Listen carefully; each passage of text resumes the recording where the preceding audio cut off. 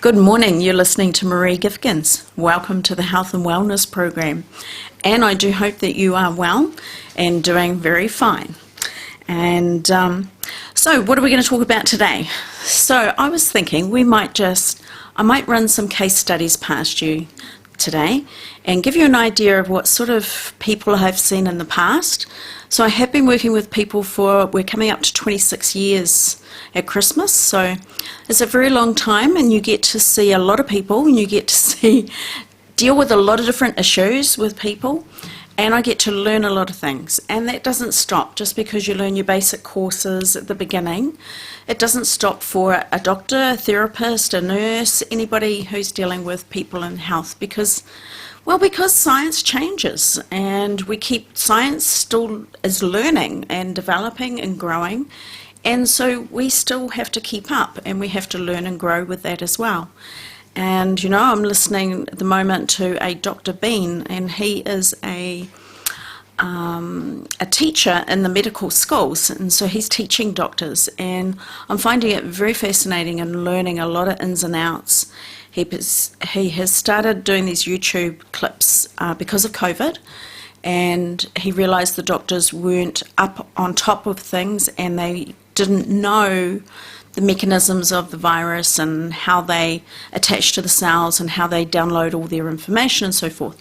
So he's been putting it on YouTube, and so anybody can listen to it, and so I've been thoroughly enjoying all the mechanisms that go with it, the drugs, and why this drug and why not that drug, and what does this drug do, and so forth and so forth. So it's a bit of a dry sort of thing, but I have 35 minutes to drive home because I live in Waipakarau, and when I'm in Hastings at my clinic Tuesday, Wednesday and Thursday, I've got drives to Hastings and drive home. So I'll stick on these educational things, and away I go and start and making sure that I'm keeping up with what's going on in the world, what's happening. Things are changing so fast.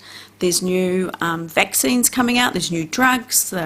They're saying maybe this drug, maybe that drug, which is the best one? What do they all do? They all can be slightly different, and if you've only just caught like the COVID virus, then you should have these drugs, but if you've had it for a while, then these ones are a little bit better for you. So it's just really interesting to hear all that medical side, and then coming from the mind that I have, there's slight little twists, and like, oh, now you could do that as well to help. So it's all very interesting. Anyway, getting back to case studies. So I'd like to just share a few. Probably the one that stands out the most for me, even after 25 years, was a gentleman that came to me, and I'd only known the therapy about 2 years, so 24 years ago.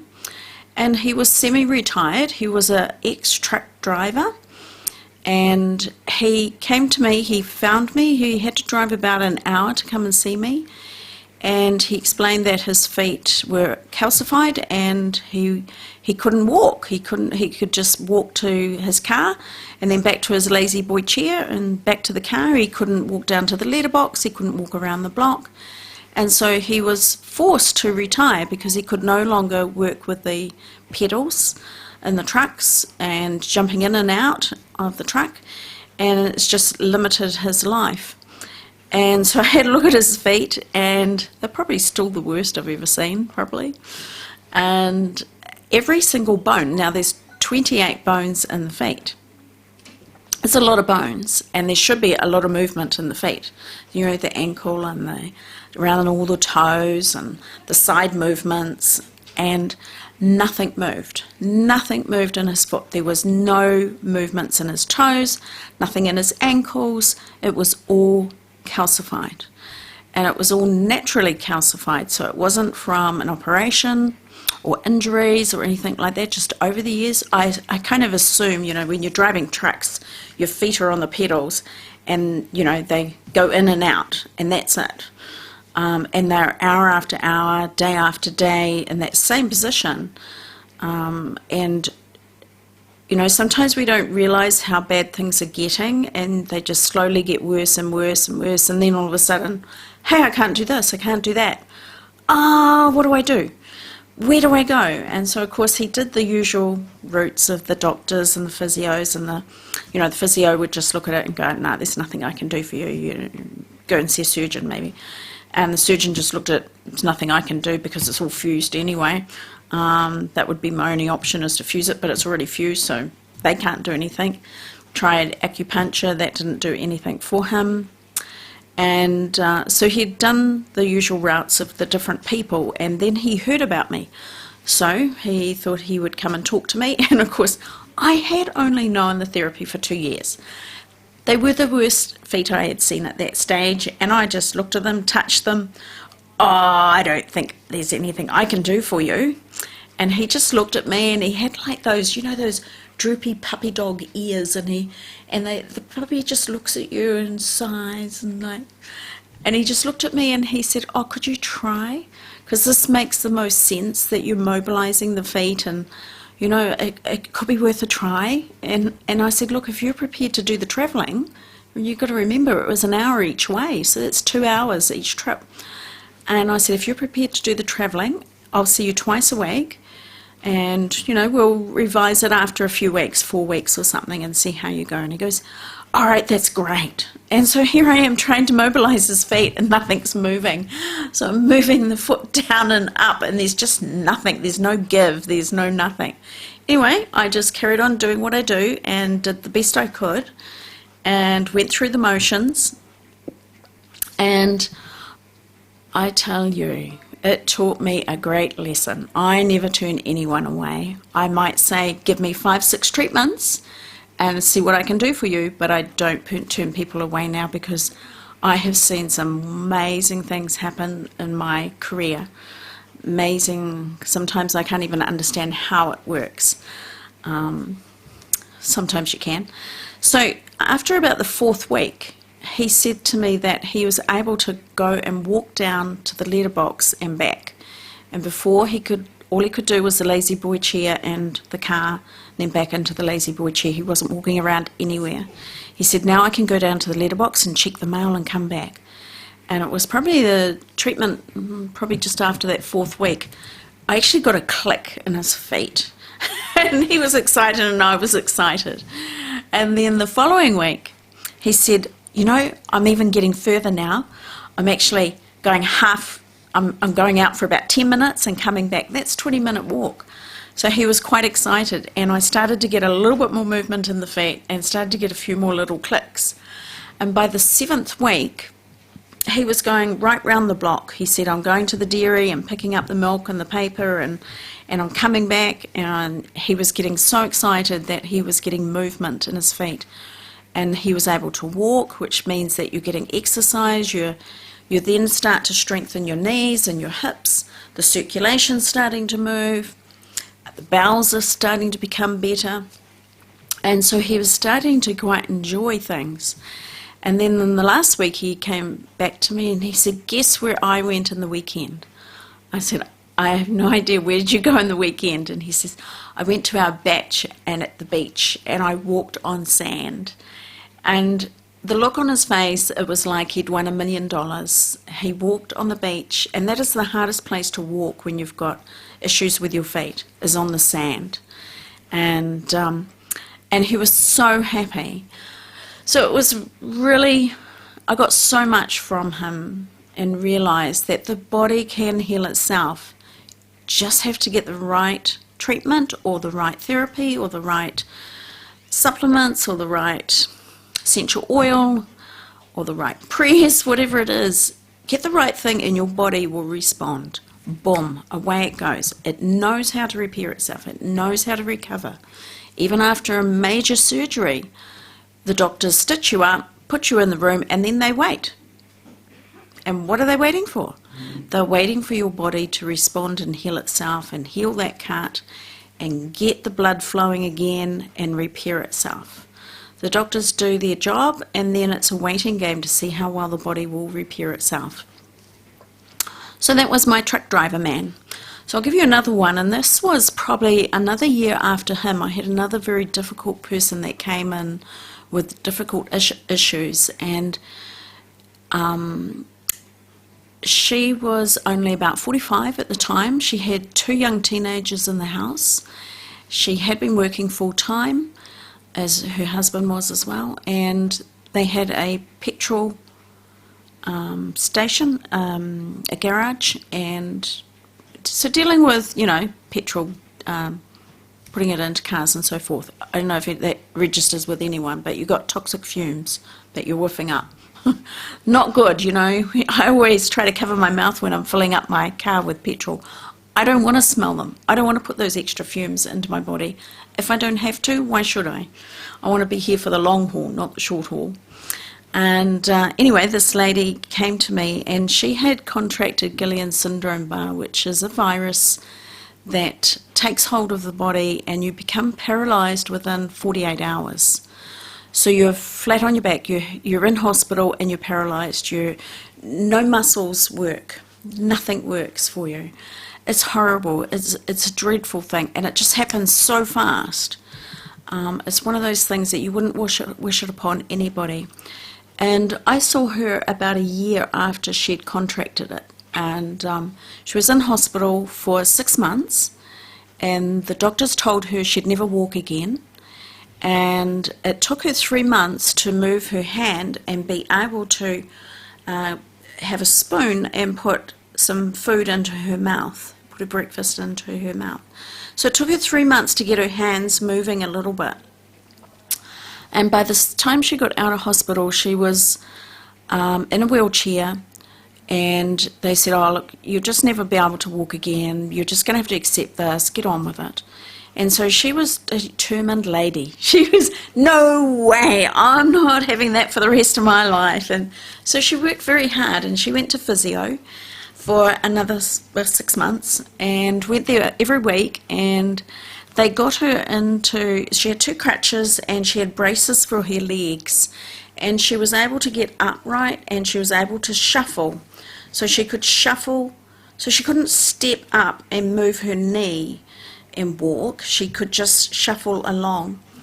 And she couldn't stand at the kitchen bench for more than half an hour. She had a lot of cramping going on in her legs.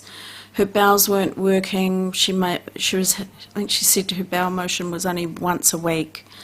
Headaches, still not really very good quality of life. She couldn't have a shower by herself. And so it's not much of a life when you're at 46, and so anyway, she found out about me. We were in the same town, so at least she didn't have an hour's drive. And so she came along to see me, and I hadn't even heard of Guillain syndrome then. That was 24 years ago. So I had to research it and look it up and find out a little bit more detail. And then I said to her, I want to have a look in your eyes. I want to do the iridology and just see how strong your body is or how weak it is. And iridology is looking into the eyes and finding out sort of where your weaknesses are in your body. And I said to her, there's no way I'm working on your feet. I'd break your bones. Your bones aren't strong enough. Your whole system's not strong enough. We need to build you up first. So I sent her off for a month, and I got her on Cascara Sagrada for the bowels to get them moving, some protein drinks, some liquid chlorophyll, and some calcium, some good calcium and magnesium to feed her muscles to stop the cramping, and to build a whole system up so it's stronger, so then I can actually work on her. And so she came back a month later, and she was so much better. The cramping wasn't there, the bowels were moving daily, the headaches weren't anywhere near so bad. She was able to stand at the kitchen bench a little bit longer, I think 3/4 of an hour. So she was starting to be able to cook a meal for her family.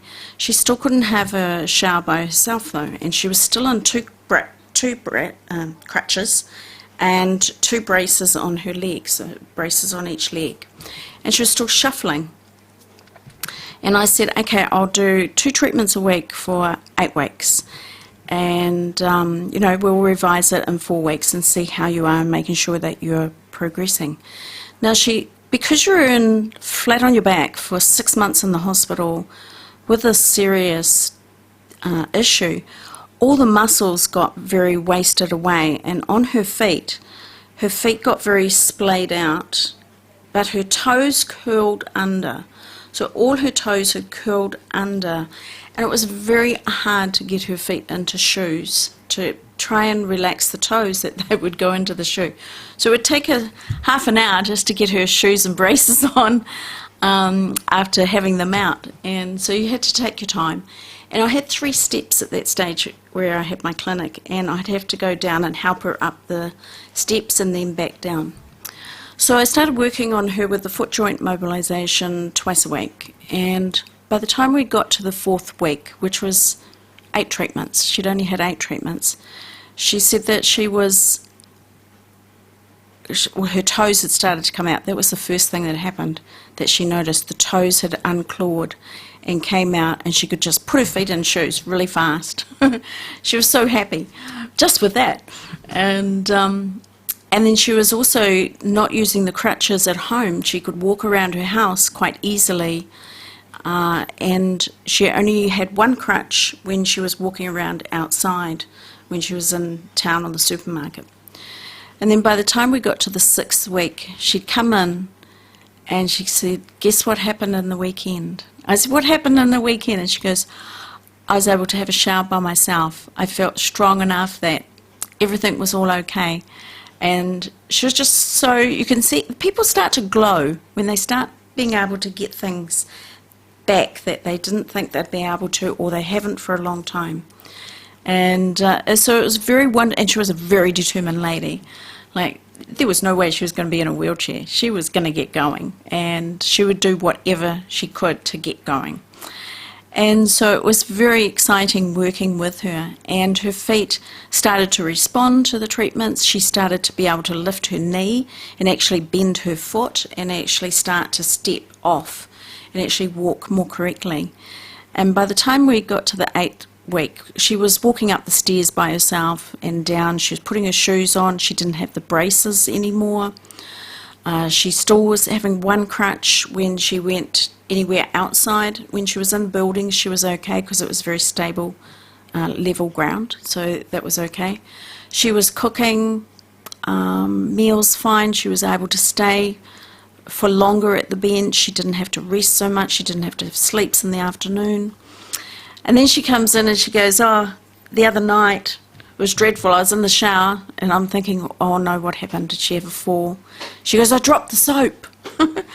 And I looked at her and I said, and I just kind of didn't get it.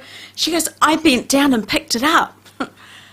I went, "Oh, oh," and it's all that registering in my brain. It was like, oh my God, she couldn't do that before. That was a huge effort to bend down and actually get back up without collapsing or without leaning against the wall and calling somebody.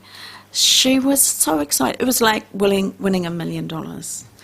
And so she went off. We finished the 8 weeks, and then I said to her, "The ankles are still a little bit stiff. How about you have 3 months off? Come back and we'll just do another maybe 6 weeks, and I'll just see if I can get that ankle loosened up." And she came back after another 8 weeks, and or 3 months she had off. She comes back and she goes, "I've got myself a job." I said, "Really?" Because she never thought she'd be able to hold down a job. And she was managing a chocolate factory. So that was really cool. And I just worked on her a bit further just to get her feet a little bit more mobilised again. So it was very exciting. And she went back to that doctor, that specialist, and she walked in without crutches, without wheelchairs, without aids, without anything. And he just looked at her, looked at the notes, looked at her again, and he just says, "Wow, you've progressed very well." And he didn't want to know what she'd been doing. He just thought, oh, that was going to happen anyway. So she was a little bit disappointed. She didn't really get that enthusiasm from him that she'd worked hard and she'd found some answers. So as I said, the body can heal itself given the right chance. So I hope you're enjoying today and learning something. So let's have another look at it, another one. So something quite different. So we've had someone where it was occupational hazard, I suppose, having your feet stuck there hour after hour. Another one where it was a virus that had taken over the body and it had broken down to a point where the person wasn't able to function correctly or as well as she used to. And another one was a lady that came just a few years ago, and she was miserable, and she was only 40, and she started to get pain in her legs and just in a small area, and she just, ignored it, as we do. Oh, I'll get better, it'll come right. And it didn't, and it got worse, and it started going up her legs, and she went to the doctor, and just take some painkillers and come back if it carries on. And of course it did carry on. And when I saw her, it was 6 months down the track, and that just got worse and worse.